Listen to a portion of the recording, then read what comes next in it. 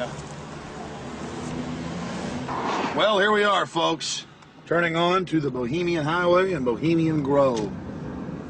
We're going to find out what in the New World Order is going on here.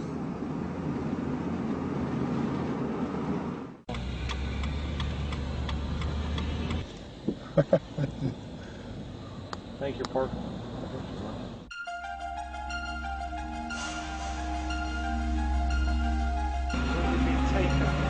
No, I tell you, it's beautiful out here during the day, but it is spooky at night. I don't know if you guys got some footage of it, all the fog and the rest of it. So are you excited? Oh yeah. I've got a map. You guys want to look at that? My question is, the history. What do they do to get you in there? They have us killed. I doubt that.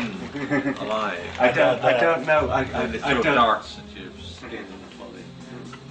Hang upside down on redwood tree. I doubt that. No, we'll see. No, I think they'll just. What about me? Because I'm a woman, I can't really sneak in, can I? I mean, You can't go I can. in. You've got to stay. I've got to stay. Yeah. I've got to stay behind in the spooky Occidental Lodge. I have no problem. If there's a road, if I can be shown a way to insert myself into this with Hanson. But then I need to know where the cremation of care, what day they're supposed to do it, where this pond is. Tomorrow night at dusk. I'm not going to end up tied down on a pentagram with Henry Kissinger's fat belly hanging over while he's naked with a big dagger, am I?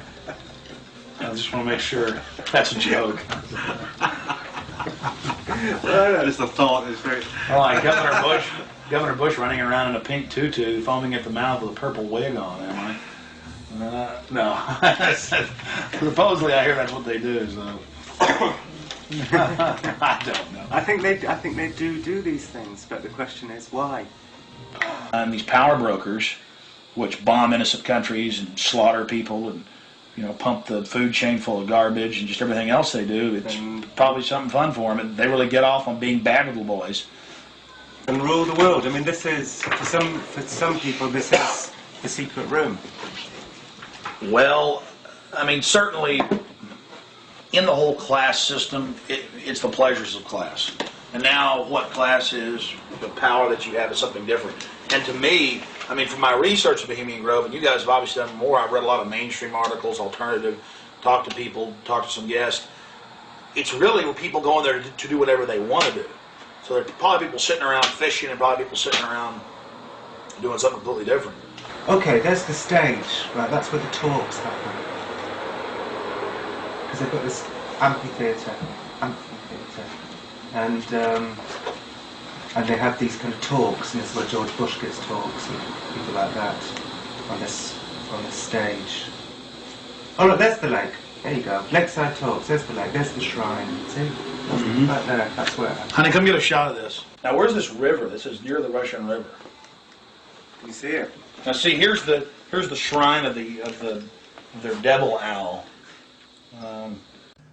which they even admit has its roots in like Babylon and the Druids had them and everything else. So all over the world, this weird owl shows up. Some cultures they've thrown children inside the bowels of this burning owl. That's historical. We've all read in the Bible about throwing your children to idols inside their, So it's weird behavior, definitely, so it needs to be investigated. And plus, it gets the adrenaline out. Thrill seekers have to have more. But here you go, honey. Right here at the shrine. You can zoom in on that, Mike. I'm saying honey to my girlfriend, Violet, not Mike here. We're getting real bohemian now, aren't we? This is... Honey, we get a close shot right here. But it did sound like that she's definitely leftward leaning. Then we get into the whole semantical debate about is there a left and a right, and to me there really isn't. There's command and control on one end and anarchy on the other, and I want to be on the middle of the real spectrum. Certainly got to have some control in a complex society and civilization. But all the developments I see are pretty bad towards dehumanization. And now you got the UN demanding everybody sign on to this International Criminal Court. And they're telling the U.S. if we don't sign on, it won't matter. If 60 countries ratify, we'll be under its control. I mean, we're here. We're at global government now. When they're saying they're going to have some world court in the Netherlands that they'll take anybody they want to.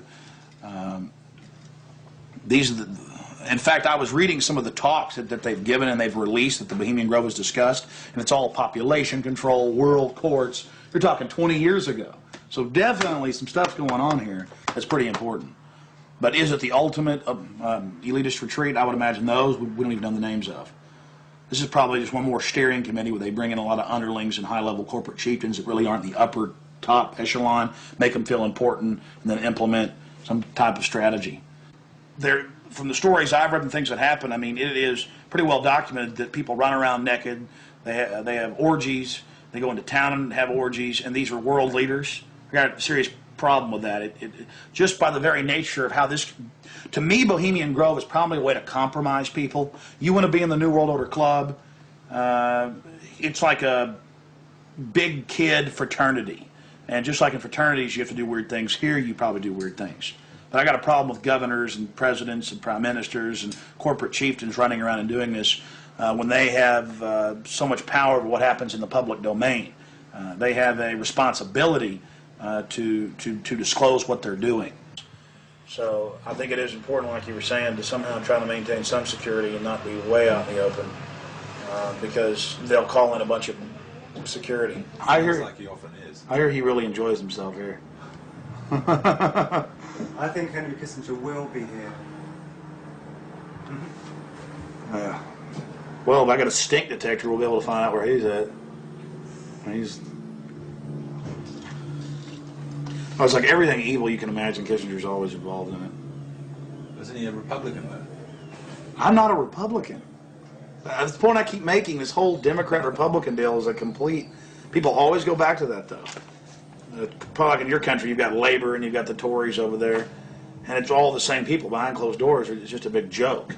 And your leadership, our leadership, it's all the same people. I mean, you do see a fight going on, but it's two different management teams of the same system, bidding for control. What I call them the CEO jobs of Slavery Incorporated.